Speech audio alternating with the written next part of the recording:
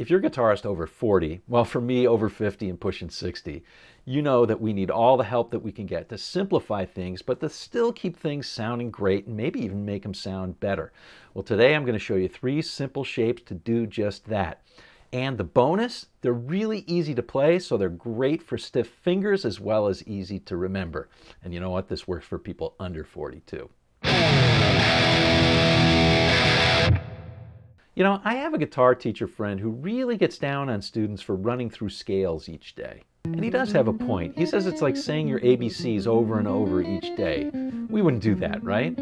But I can relate to playing scales each day because I did it for a while. It wasn't fun, but you know, I just couldn't remember the scales like I did the alphabet. So I did it over and over. And sure, I know my scales. I know this one, and this one, and this, and this, and this. But when you add it all up, you get this. And that just kind of scares me and frankly makes me want to stay in one place of the neck and just hang out for a while. Now, I'm not proud of this, but I think it's pretty common to know some places really, really well and other places not so well. So we just favor those places. We play in our favorite position for a while. Then we move to another position that we know pretty well, hang out there for a while. Then we move right back. But I found a simple solution, one that made my play a lot easier, sounded better, and made it a lot more fun. Of course, it involves triads, my favorite. Why? Because they're super simple. They're easy to see, small chunks of information that you can easily move across the fretboard, and they won't tax your memory cells. So with that spirit, today we're going to keep it super simple. I just want you to get started because I know if you're like me, you don't want to give up your beloved pentatonic. I know, you don't have to. I'll show you how you can use it with your pentatonic and without. One last note before we get started. You've got to be able to hear the chord changes. So if you're not used to doing that, start listening to the chord changes and don't start with something complex like Yes is Close to the Edge. Start with Chuck Berry's Johnny Be Good. All right? Make sure you can hear those chord changes. Now let's go. So in the spirit of keeping this simple but still useful, we're going to do only major triads and only confine ourselves to the D, G, and B strings. All right, so here we go. Let's take a look at our example. We're going to do this in A. Here are our 3 shapes. Our first shape is going to be around the 5th fret. Here it is.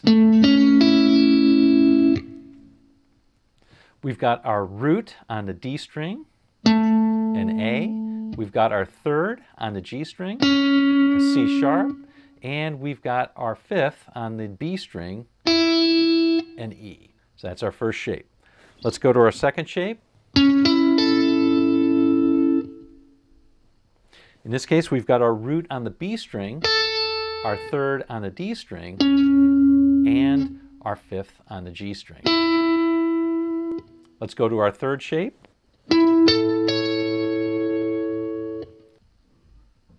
Here we've got our root on the G string, our 3rd on the B string, and our 5th on the D string. Now here's where I'm supposed to talk about inversions, but you know what? I'm not going to. The reason why is because you don't need to know that to get started and make music with it and enjoy. So you just need those 3 patterns. Now let's make sure that you can get those patterns in different keys. So let's do an E chord instead of an A chord. All right, now let's find those 3 shapes for E. They may not be in the same order or place as A, but they're going to have the same shape. Here we go, check it out. Here's one of them. This one has its root on the B string. Here's another one. This one has its root on the G string. And finally, here's another one. This one has its root on a D string. All right, so that's it. Super easy. You got this for sure. Now let me show you how to use it. There's a couple of different ways we can go over. We're going to go over an example in the A blues. So let's do it. All right, so the A blues, 1, 4, 5 in A. The 1 chord would be an A. The 4 chord would be a D. And the 5 chord would be an E. Now let's take a look at what those simple triads would be. Here's our A. Here's our D. And here's our E. And we could carry this into the next position as well. Here's our A, here's a D, and here's an E. And we could carry it through just for completeness. Here's our A, here's our D, and here's our E. One thing you probably noticed was that no matter where you went on the fretboard, all the chords were right there clustered together. So you should have confidence that when you're on one triad and you're moving to another, it's going to be right there for you if you look. All right, let's talk about the first and easiest way you can introduce this into your play. So one thing we could do is to integrate it directly into something that we already know. So for example, if we're playing an A blues, you probably know the blues box in A, right? The minor pentatonic or the blues scale.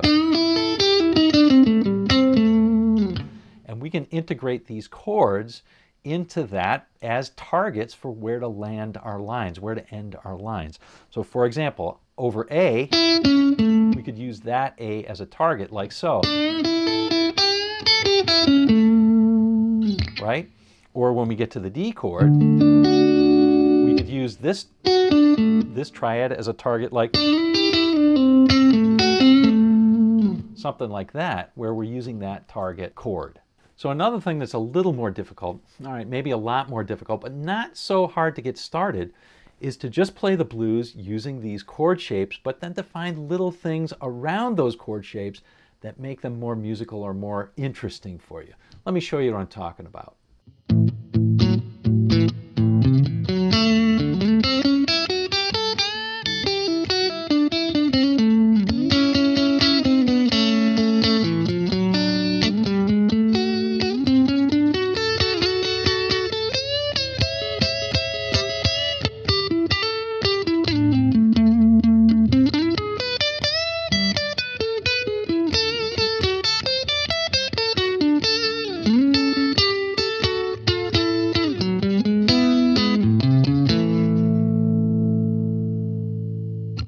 I just love doing that. It's just a blast, and I bet you'll have a lot of fun too.